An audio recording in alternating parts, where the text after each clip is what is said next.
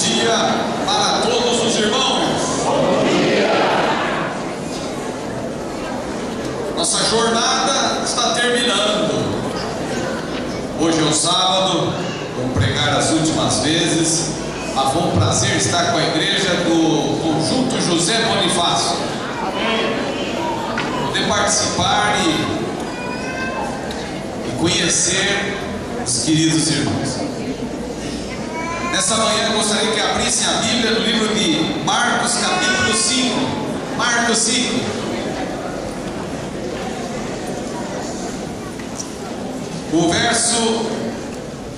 O verso 14 em diante. Marcos capítulo 5, verso 14 em diante.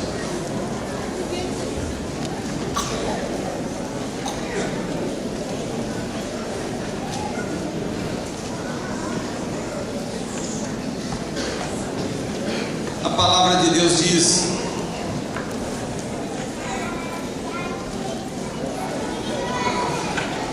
a parte final do verso 14 diz assim: então saiu o povo para ver o que sucedera, e indo ter com Jesus, viram o endemoniado, o que tivera a legião assentado, vestido em perfeito juízo, e temeram.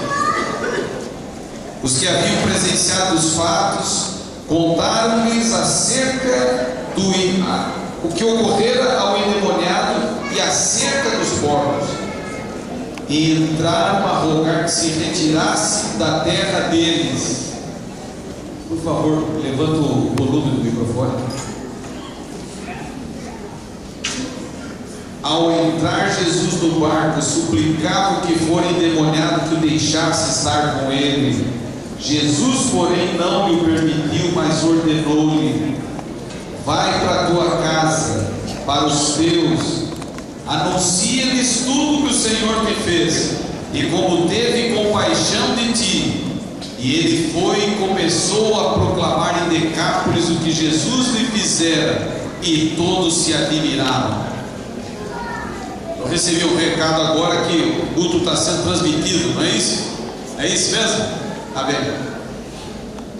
Nessa manhã gostaria de falar sobre por que pregar sobre Jesus.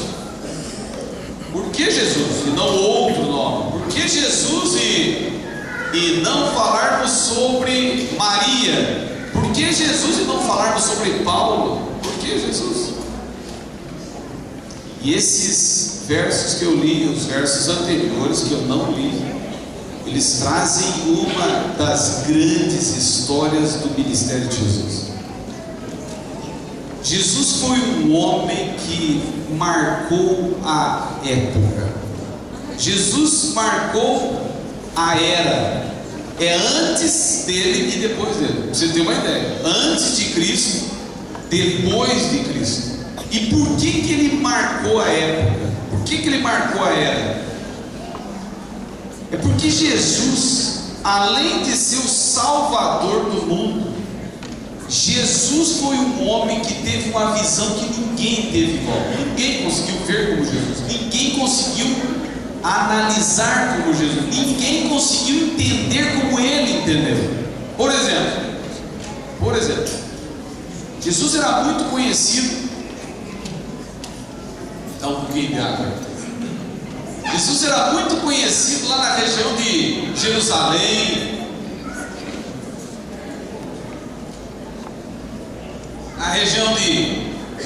essa é a região do sul, né? Na região norte ali de Galiléia. Jesus era muito conhecido.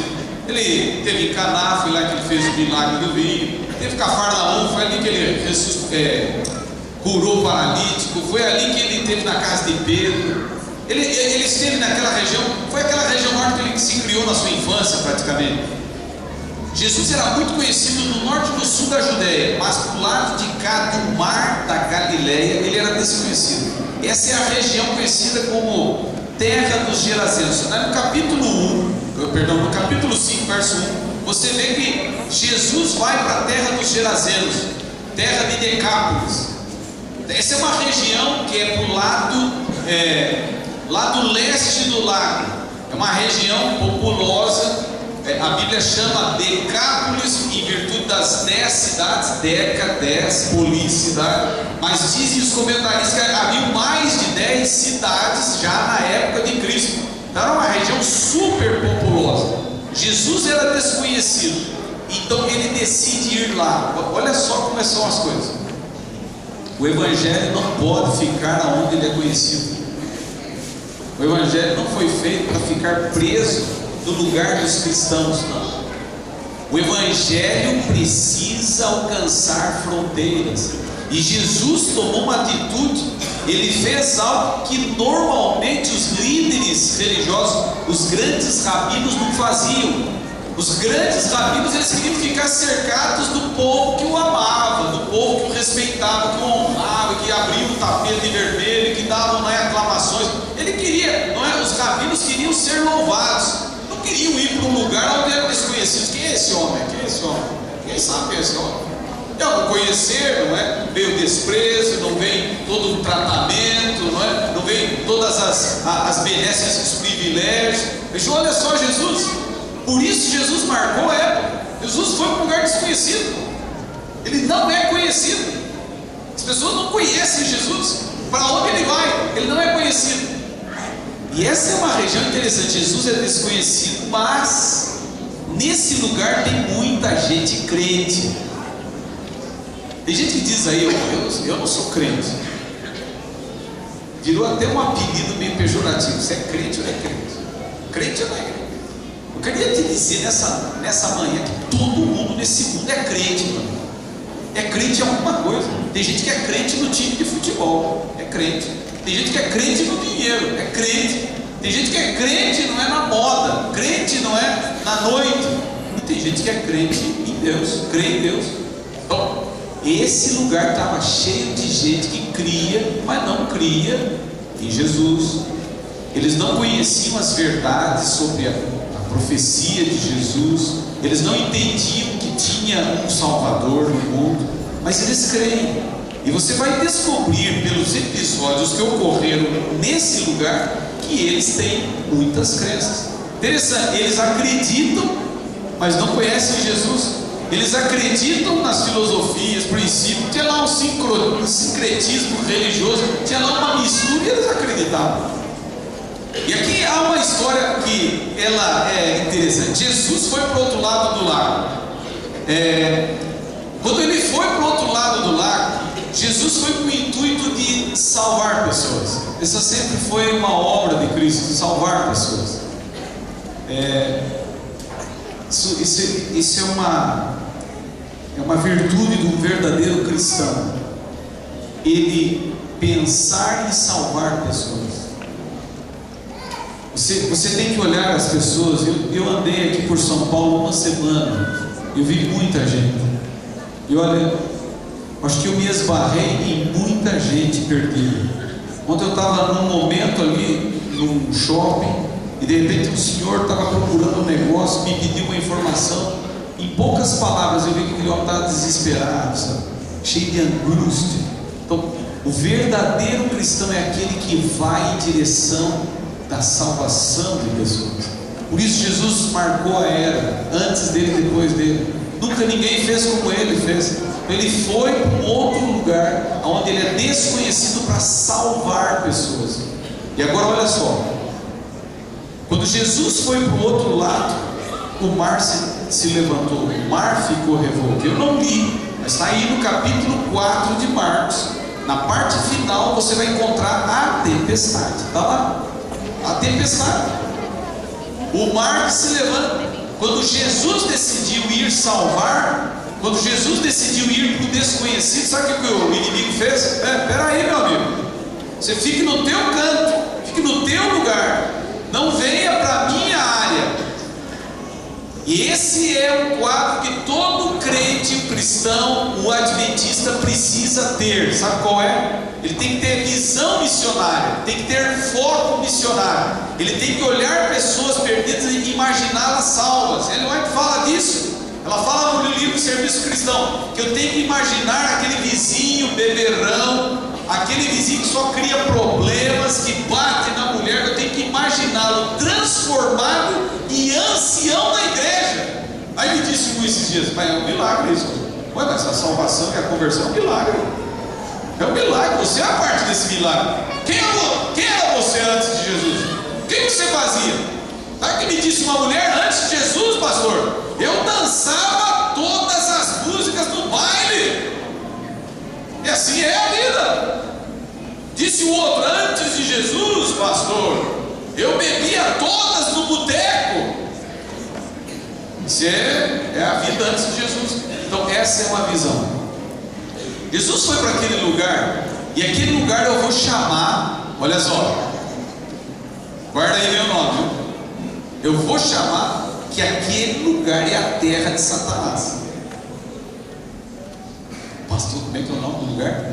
É terra de Satanás. Você vai ver o inimigo lutando pela terra, você vai ver o demônio lutando pelo espaço. Então aquele lugar é a terra de Satanás. Onde é que é a terra de Satanás? Olha só, é bem didático, guarda bem isso. A terra de Satanás é onde existem crentes, onde existem pessoas que não creem em Deus, não creem em Jesus, elas acreditam em muitas coisas, estão vivendo, sofrendo, e elas estão sob a pressão do inimigo. Essa é a terra de Satanás. Essa é a terra que Satanás criou. E esse ambiente precisa ser alcançado, precisa ser explorado. E nós, os missionários de Deus, precisamos, como nosso mestre, ir até lá. Só que eu quero te avisar. Aí eu aviso, para você não ficar assim assustado. Ô pastor, eu lutei, fui, mas olha, não deu certo, criar um monte de problema. Olha, o bispo da igreja católica se levantou. Ih, pastor, você não pode calcular, olha, o povo ficou arredio, me mandaram até embora. Sim, eu quero te avisar o seguinte, ó, guarda bem isso. Ninguém vai fazer o trabalho missionário sem que o inimigo se levante contra em oposição. Enfia isso na tua cabeça. Ninguém vai para o outro lado e vai ter vida tranquila. Você vê Jesus indo e o mar se levantou. E eu ainda não falei de tudo. Ele vai encontrar um endemoniado lá. Já eu vou te descrever esse homem. Então ninguém pense que vai fazer a obra e vai ter uma obra tranquila, porque Satanás não entrega de graça. Ele diz: não, peraí, você veio no meu território, você veio tirar os meus subordinados, pois então eu vou afligir a tua vida. Então você precisa entender. Agora aqui eu vou te dar um segredo do sucesso missionário. Segredo. Esse é o segredo dos grandes evangelistas. O Luiz Gonçalves sabe bem desse segredo, já me falou que ele usa esse segredo direto. O pastor Bulhon, não é? Ele também usa esse segredo. Os grandes evangelistas do passado, Paulo usou esse segredo. Sabe qual é o segredo? Você quer aprender o segredo? Quer aprender o segredo? Sim ou não? Sim. Eu não quero. Ah, não, vocês não querem nada com esse sim aí, viu? Sim ou não? Sim. Bom, então guarda o segredo. O segredo é assim: quando você vai para uma empreitada evangelística, você vai fazer um projeto evangelístico, você vai fazer uma conferência, você vai abrir a tua casa, um pequeno grupo, você vai num bairro que não tem a presença da igreja, você vai abrir uma nova igreja, você vai para uma cidade que não tem presença adventista, você vai fazer uma obra missionária, e a coisa começa a dar errado. Segredo: vai dar certo. Mas como é que pode? Não, estou te avisando. A coisa começou a ficar difícil, criar problema. Olha, do nada apareceu, né? Você sabe o que diz Ellen White? Diz assim: quando Jesus entrou no barco para ir para a região de Decápolis, diz que estava uma noite enluarada, estava uma beleza, meu amigo. Entraram no barco, o mar estava uma pista, estava tranquilo, não tinha nem brisa, não tinha nada, mas de repente levantou uma tempestade terrível. Sabe o que diz Eloy? Sabe quem fabricou a tempestade? Sabe quem? Satanás. E olha, a tempestade foi violenta, porque os pescadores ficaram com medo do barco afundar. E chegou uma hora que eles gritaram: Jesus, salva-nos, porque nós vamos afundar. E são pescadores habilidosos no barco, são pessoas que têm habilidade por muitos anos. Então a tempestade não foi qualquer tempestade, não, foi uma das piores, dizem os comentaristas, uma das piores tempestades que Jesus enfrentou. Agora, engraçado, né? Uma das piores que ele enfrentou foi quando ele foi para o projeto missionário numa terra desconhecida.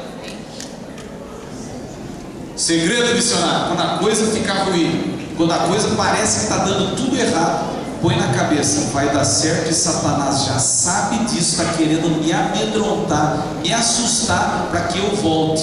E se eu voltar, eu perco tudo. Mas se eu persistir, você vai ter vitória e vai conseguir. E você vai ver agora a vitória.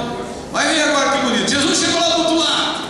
E eu estou falando por que Jesus? E ele chegou do outro lado. Quando ele chegou lá, então olha só, o outro lado tinha três situações.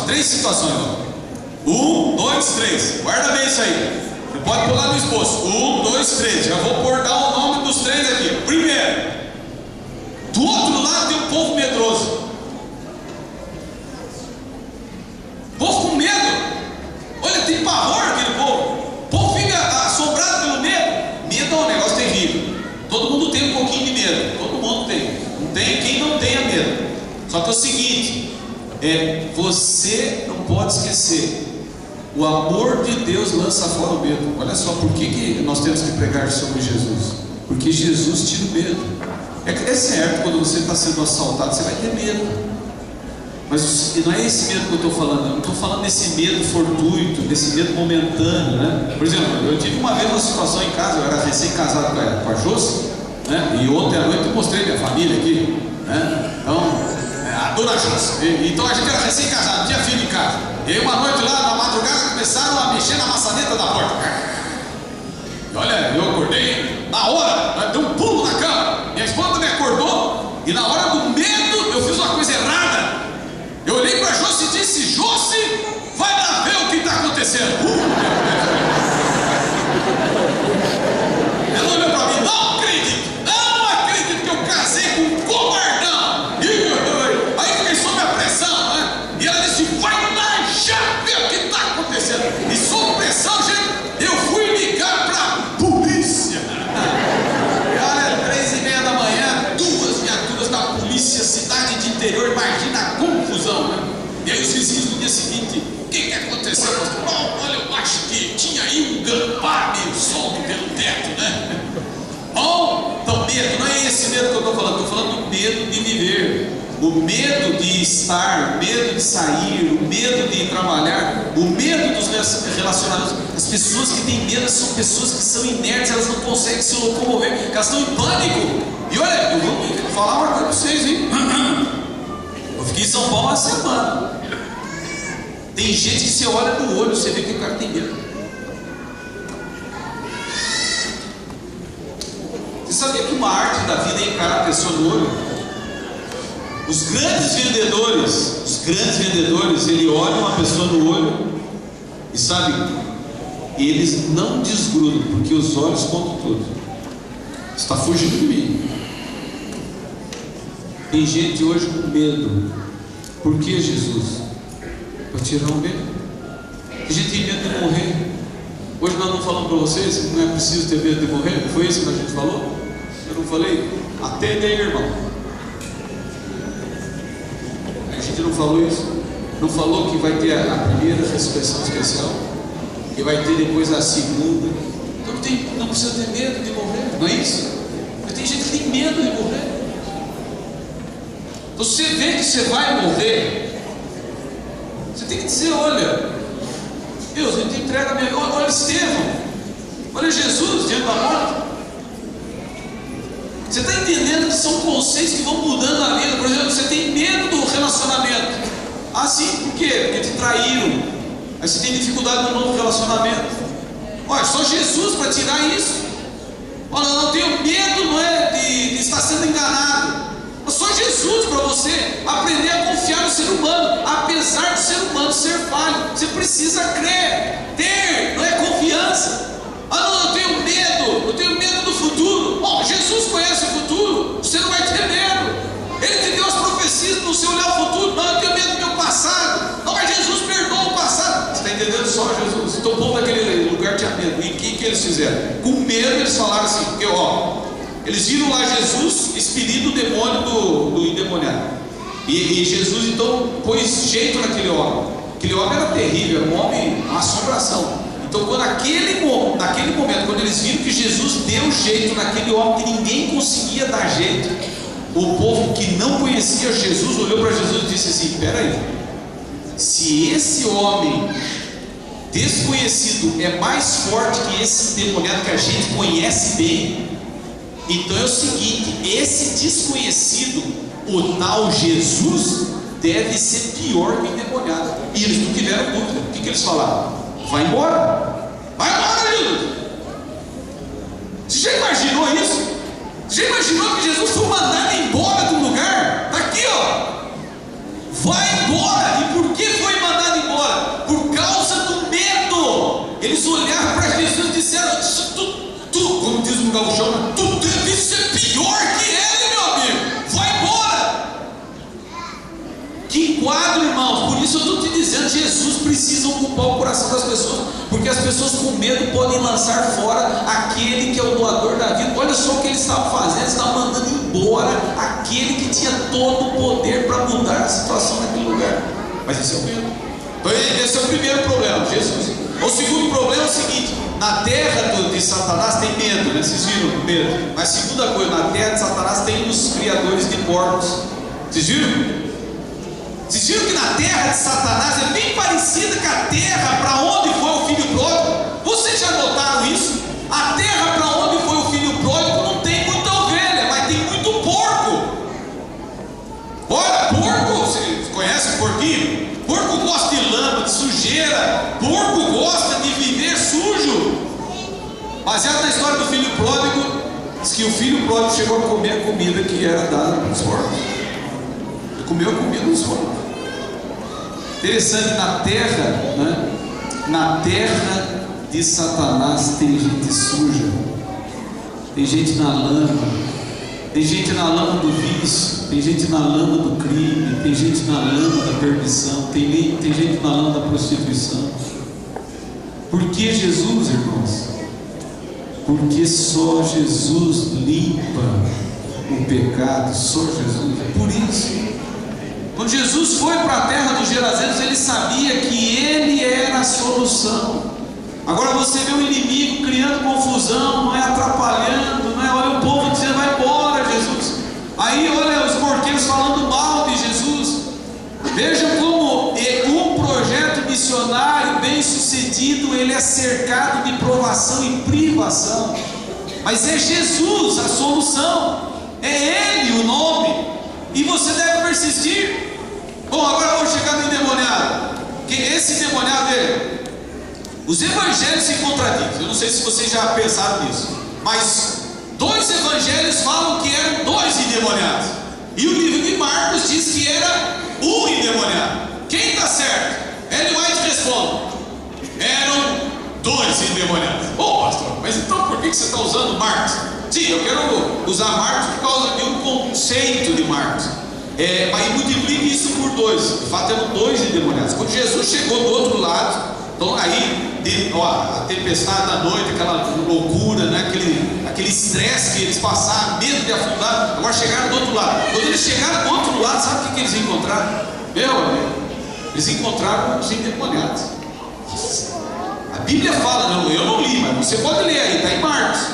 Eles não tinham roupa, os cabelos todos desgrenhados, eles eram terríveis, tinham um olhar assassino de não é endemoniado. Eles eram posses do demônio. Eles tinham marcas no corpo, assim, feridas velhas, feridas novas. Eles se machucavam, eles se feriam com pedras, e eles tinham argolas de correr presas às mãos, aos punhos e ao pescoço.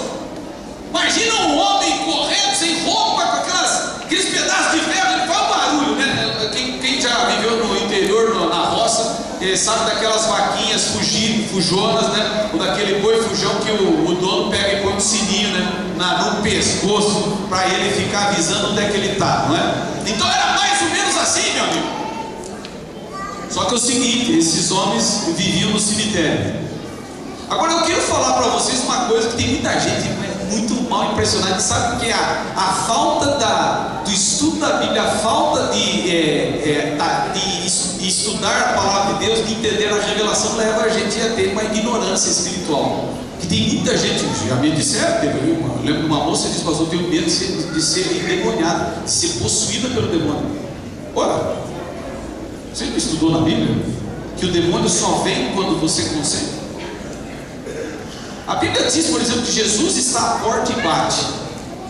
Se Jesus, que é o doador da vida, para entrar no teu coração, ele diz: eu estou à porta e bato, se abrir, entrarei. O demônio tem que vir pelo mesmo caminho. Ele não pode ferir a lei de livre-arbítrio. Você tem livre-arbítrio, você decide. Não quero. Eu não quero que o Satanás entre. Eu não quero que ele venha. Eu não quero que ele me possua. Eu não quero dar a vida a ele. Eu o rejeito. Sim. Então esse homem foi seduzido, foi tentado. Esses homens foram tentados. E como é que eles foram seduzidos? Ontem eu falei para vocês, ele não vem do jeito que está. Satanás é habilidoso, ele vem escondido. Por exemplo, sabe como mais ou menos ele tentou esses homens? Ele diz assim: querem ser conhecidos, querem sair do anonimato, querem ser poderosos, querem ter poder, querem ter força. Eu não sei se você viu, eu não li, mas a Bíblia diz que eles eram presos com grilhões e cadeias e eles arrebentavam aquilo. Já imaginou a força desses homens? Arrebentar isso nas pernas, né? O estilo de prender, né, do romano, ele prendia uma argola no pescoço, a corrente presa aos pulsos, presa às pernas, porque a pessoa ficava sem locomoção, não conseguia correr, não conseguia subir, não conseguia se deslocar, fugir. Ela era vulnerável, ela ficava limitada. Então ele arrebentava, eles arrebentavam isso, eles tinham poder para arrebentar. Agora olha só como é que é a terra de Satanás. Esses homens tinham poder para arrebentar grilhões e cadeias, mas não tinham poder para sair do cemitério e voltar para casa ter uma vida normal. Que poder é esse? Tem poder, claro, isso não é inegável, você tem que concordar. Ele arrebenta ferro, ele é como um Sansão, ele é forte, ele tem poder, mas que poder é esse? Ele arrebenta grilhões e cadeias, mas não volta para casa para ter uma vida normal. Que poder é esse? Ele tem poder para arrebentar ferro, mas não tem poder para pôr roupa no corpo e viver decente. Ele tem poder para fazer, não arrebentar o ferro, mas não tem poder para tomar banho e se limpar e estar asseado. Que poder é esse? Você sabe que hoje na terra de Satanás existe ainda? Você sabia disso? Não está lá em Decápolis, terra do Gerazeno. A terra de Satanás está em todo lugar aonde existem pessoas que creem não em Jesus, estão sofrendo com medo, estão sujas e têm poder. Por exemplo, aqui em São Paulo está cheio de gente com poder. Olha, tem gente aqui em São Paulo que tem poder para assinar um cheque, um documento bancário, e ele pode construir um prédio de 12 andares. Tem gente aqui, olha, muito dinheiro. E eu vou te dizer o seguinte: ele tem poder para construir um prédio de 12 andares, mas ele não tem poder para ser honesto, porque ele é desonesto, ele é ladrão, ele é um homem desleal com o governo e com o próximo, ele rouba as pessoas. O caráter dele é interessante. Ele tem poder para construir um prédio, uma casa, mas não consegue construir um caráter honesto, porque ele é corrupto. Que poder é esse, meu amigo?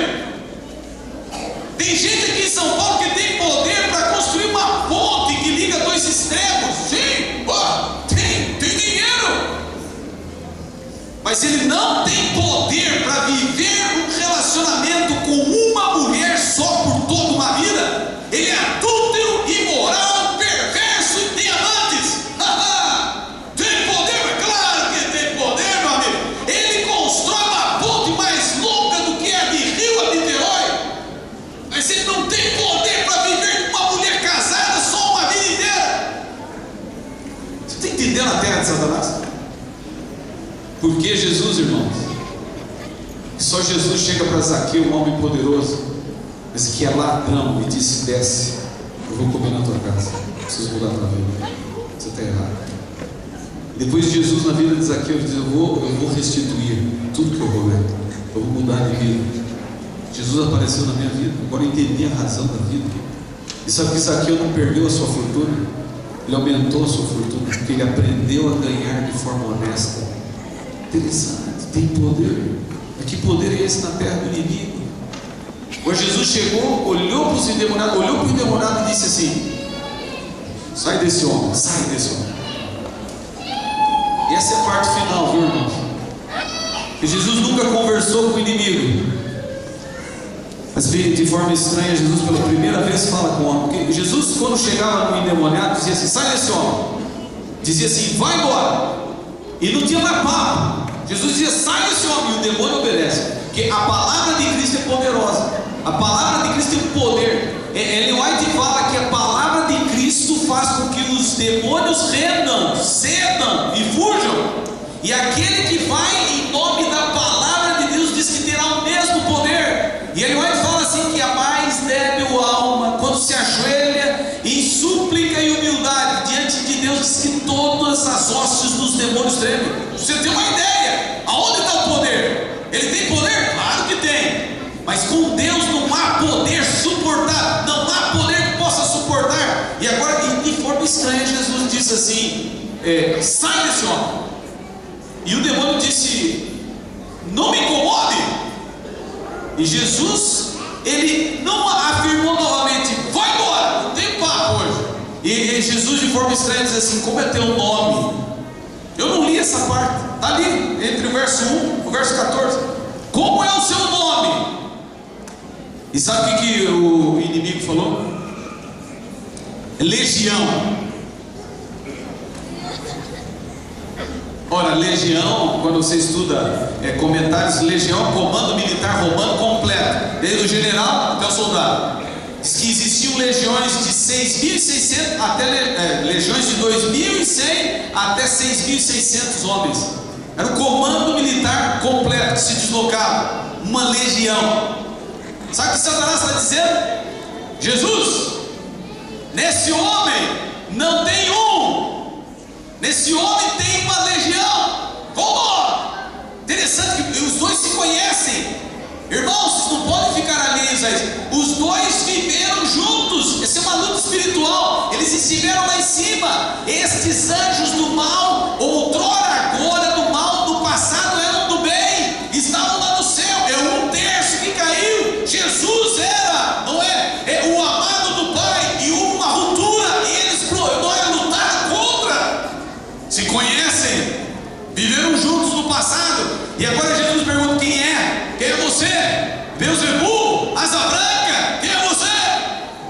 Aí não é uma aqui, não. Tem uma aqui. Não tem o quê? É que vem uma pergunta, irmãos, uma pergunta que não quer calar.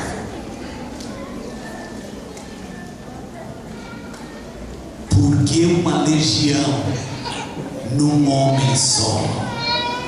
Ou quiçá em dois? Porque uma legião, porque tanto demônio em um homem só? Se tinha 2.000, que morreram 2.000 porcos. Você chegou agora, né? Eu estou contando a história do endemoniado. Você estava lá atrás? Ah, então você está sabendo. Estou falando de endemoniado, terra de Satanás. Você vem mais perto, você queria ver um orador, né? Face a face, né? Estéreo, ao vivo, a cores, né? Então lá, 2.000 porcos morreram. Olha só, legião tem no mínimo 2.000. Por que 2.000? E o amigo, olha, você começa a chegar a uma conclusão: que é possível que cada um dos endemoniados tinha 1.000 demônios. No mínimo. Falou bem.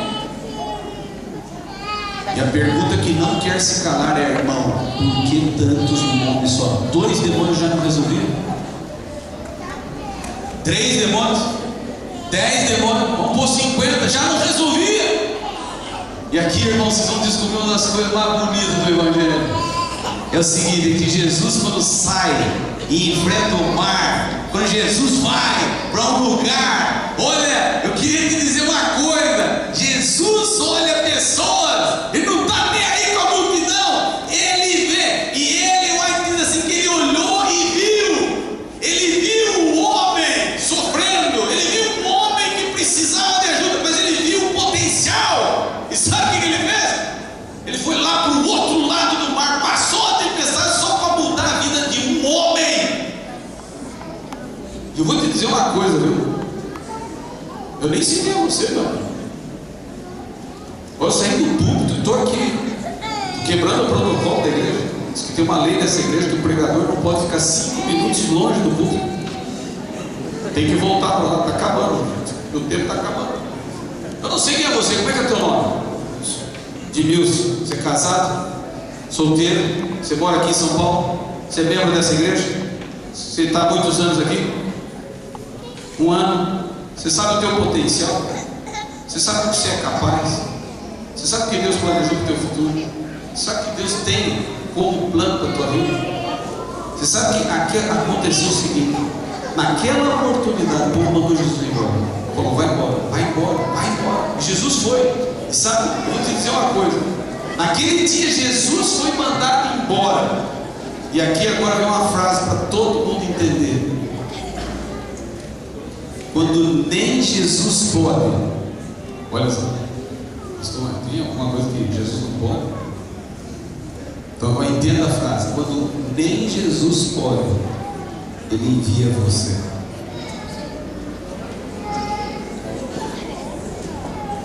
Ele podia ter forçado o livre-arbítrio. São regras. O povo disse, vai embora. Sabe o que aconteceu? Jesus foi embora, mas ele deixou a semente. Jesus foi embora, mas deixou o homem preparado. E diz a história que aquele momento foi um momento marcante. Eu me impressiono porque esse homem, esse ex-endemoniado, ele não teve oportunidade de fazer curso de teologia, de estudar sobre pregação bíblica. Jesus não deu um cursinho para ele, né, de discipulado. Olha, antes do barco sair, vamos aí, rapidinho passar as lições para você aprender. Como é que você fala? Vai chegar lá e diz, te dou uma credencial. Jesus não assinou a credencial, tá aqui a credencial. Perdão, você quer o cartão? Tá terrível, né? Cartão, né? Olha aqui, ó. Olha aí, não acredito. Não, isso aqui é meu cartão do hotel. Pera aí, o que é isso, meu amigo? Vou deixar aqui, ó. Jesus, não deu credencial. Nossa, aqui é minha carteira de motorista. Tá aqui em algum lugar, tá aqui minha credencial. Jesus não deu para ele a credencial. Jesus deu para ele, sabe o que? Uma missão. Vai para a tua casa, vai para os teus e anuncia-lhes o que o Senhor te fez. Uma missão. E vocês vão descobrir agora que Jesus é capaz de fazer. Meu amigo, Jesus mudou aquele lugar. Pastor, não estou vendo nada. Você já vai ver. O que aquele homem pregou? Foi curado, foi libertado. Essa Bíblia que agora estava vestido, perfeito juízo. Diz que o povo temeu, mandou Jesus embora, mas com ele o povo falou, porque conhecia. Esse homem foi pregar, e com o que ele pregou? Então tá, ele ganhou um vídeo projetor de Jesus. Não tinha tecnologia. Ah, sim, então ele ganhou aí uma série de estudos bíblicos. Não havia isso. O Antigo Testamento era a única parte que estava escrito. Ele ganhou a Bíblia do Antigo Testamento que estava escrito? Não, porque estava restrito às sinagogas e não era qualquer um que tinha direito de pôr a mão nesses rolos. Veja que Jesus num sábado na sinagoga abriu o rolo de Isaías, não era todos os livros, e ele leu, estava restrito, e isso era o privilégio de alguns. Então com o que esse homem pregou, irmãos? Olha só, sem credencial, sem curso de teologia, sem nenhum aparato missionário, sem nenhum livro, sem a Bíblia. Com que esse homem pregou? Que coisa linda. Ele pregou com a vida. A única coisa tocada por Cristo foi o instrumento da sua pregação, a vida. Ele chegou em praças públicas e disse, gente, olha só, irmãos, te lembra aí? Te lembra aí? Gente, esse homem, ele chegou em praça pública e disse assim, vocês sabem quem eu era? E o povo olhava e dizia, olha, você era terrível, você era uma assombração, meu amigo. Olha, minha mulher saía correndo quando pedia, você ficava pelado, as crianças fugiam. mas nem tua família aguentava, você vivia no cemitério. Você, quem você era, todo mundo sabe muito bem quem você era. E agora sabe o que acontecia? O povo perguntava para ele: quem te transformou? E sabe o que ele disse? Aquele homem que vocês mandaram embora. Aquele que nós mandamos embora. Aquele que nós falamos vai embora. É aquele que te mudou. Nossa, mas o que a gente fez? Diz: vem Jesus na arte missionária, irmão. O povo disse: vai embora. Sabe que Jesus podia ter batido o pé? Não vou. E o seguinte: vocês acham que eu passei a tempestade assim de graça? Vocês acham que eu sofri a noite inteira para chegar aqui? Vocês têm um mau humor? Olham para mim e dizem: vai embora. Ele não tem nada disso. Pode começar a sentar aí, porque vocês vão escutar as 28 doutrinas básicas. E já começa, Pedro, vamos lá. Jesus podia ter feito isso, irmãos. Podia. E olha, eu vou fazer um milagre para vocês me reconhecerem. Atenção! Nosso povo! E nosso povo é poderoso! Não, a gente agora não vai embora, não, continua. Jesus podia ter feito isso? Podia, pode. Ele tem todo o poder, amigo. Mas Jesus não vai contra a vontade humana. Vai embora. Sabe o que Jesus fez? Foi embora. Mas uma coisa é certa, meu irmão: Jesus foi embora, mas não nos deixou sozinhos. Olha que coisa bonita. Está ali um ex-endemoniado, um homem que vai ser a marca. E agora o povo perguntou: quem te transformou? Ele disse: Jesus. E aí o povo sentiu a dor de cabeça. Falou: puxa, o que a gente fez? Será que Jesus pode nos perdoar? Será que Ele pode voltar? Será que Jesus pode retornar? O que vocês acham, irmãos? O que vocês acham? Você acha que Jesus é mal-humorado? Aí a turma manda um SMS para Jesus. Vamos modernizar a história, né? Jesus recebe no celular: Jesus, desculpa, olha, ele está muito triste com o que fez. Aí Jesus olha para Pedro, Tiago e João e diz: tá vendo? Eu não te falei que eu pedi socorro? Mas olha, manda para eles um aviso: agora se virem. É assim Jesus para você? É esse Jesus que você conhece? Quando o povo se arrepende, é esse Jesus que olha no teu rosto e diz: antes tarde do que nunca, né, amigo? Tá sofrendo agora você me quer, né? Então vai lá, se ajoelha aí. É esse Jesus que você conhece? É esse? O que Jesus fez? Vocês acham que Jesus volta ou não volta? Vem ou não vem? Irmão, se nós não crermos nisso, nós somos os piores de todos, porque olha, Jesus não voltaria a esse mundo. Se ele não volta a Decápolis, terra dos Gerazenos, se Jesus não voltasse, olha, não tinha como pregar o sermão da volta de Cristo, porque ele não vai voltar para esse mundo. Quer ver isso na Bíblia? Pastor, onde é que está isso na Bíblia? Ele voltou para Decápolis, terra dos Gerazenos. Ele voltou ou não voltou? Sim ou não? Onde é que está na Bíblia? Vamos lá. Quer ver isso na Bíblia? Ele volta ou não volta? Volta ou não volta? Você vê que a Paulo está com medo, né? Pastor, olha, não sei, pastor, não sei. Volta ou não volta? Irmãos, ele volta, pode dizer. Ele volta ou não volta?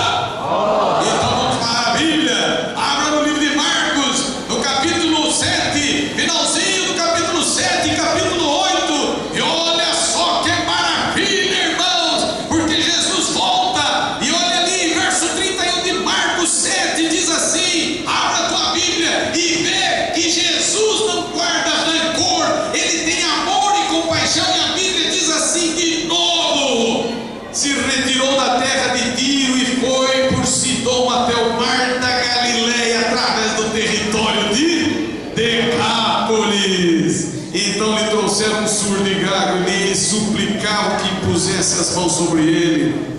Olha o capítulo 8, verso 1, está no mesmo contexto. Naqueles dias, quando outra vez se reuniu grande multidão, e não tendo eles o que comer, chamou Jesus os discípulos e disse: olha só as palavras de Cristo para o povo de Decápolis: tenho compaixão compaixão dessa gente, porque há 3 dias permanecem comigo e não tenho o que comer. E olha só, verso 9 diz: era cerca de 4.000 homens. Ellen White fala que a multidão chegava a quase 9.000 pessoas, com as mulheres e crianças. Que cena! Jesus voltou, irmãos. Jesus retornou. E a Bíblia diz que ele então pregou. E ele pregou por 3 dias. E o povo estava tão empolgado, o povo estava tão sedento, o povo estava tão necessitado, que diz que o povo esqueceu de comer, irmãos. E diz que eles ficaram com fome. E foi nesse contexto que Jesus fez a segunda grande multiplicação de pães e peixes. Diz Ellen White que quando Jesus orou e os discípulos saíram distribuindo pães, diz que na multidão, diz que tinha muitas pessoas que eram fruto missionário do esforço de um ex-endemoniado. Que quadro! Só Jesus. Ele mudou a terra de Decápolis. Os teólogos dizem que o endemoniado e Gadara, os 2 endemoniados, foram os primeiros missionários que Cristo enviou para o estrangeiro. Homens que um dia foram usados pelo inimigo, homens que um dia andaram com anjos do mal, mas depois que foram tocados por Cristo, diz que eles andaram com os anjos de luz e fizeram uma obra maravilhosa. Porque Jesus, irmãos, é só Jesus que faz isso.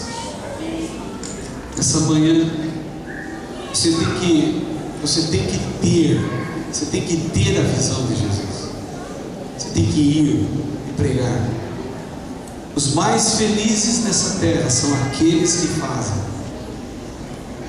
são aqueles que vão, são aqueles que criam novas igrejas, que começam novos grupos, que levam a mensagem de salvação, como nós vamos ver agora, que levam a salvação a outras pessoas. Os mais felizes desse mundo são aqueles que usam do seu voluntariado para servir. Aí, não é, a igreja hoje incentivando a juventude a sair no voluntariado, sair da Neymar, sair da Missão Caleb, sair no projeto evangelístico. Os mais felizes são aqueles que são os missionários de Cristo e que irão por onde quer que Cristo envie, porque a terra de Satanás ela ainda está repleta de pessoas que estão sofrendo. Tem muita gente, e aqui dentro de São Paulo tem muita gente, irmãos, tem muita gente que não tem esperança, tem muita gente que está vivendo aprisionado, tem muita gente que está com medo, tem muita gente que está na lama, e você precisa levar o Evangelho. É isso que vai acontecer. Quando você leva, você transforma vidas. E é o caso do Hudson, é o caso do Davi, e é o caso da Ellen e da Fernanda, que entrarão agora na igreja e que serão convidados a participar de um momento especial, porque eles receberam a mensagem, eles aceitaram Jesus, e hoje é o dia do seu batismo. Por isso que a palavra de Deus diz: quem crer e for batizado será salvo. E nessa manhã nós queremos receber uma saudação especial, um carinho especial, esses novos membros da igreja adventista. Venham à frente, subam aqui. O ancião Fernando irá conversar com vocês, e nós já nos encontraremos ali no tanque batismal.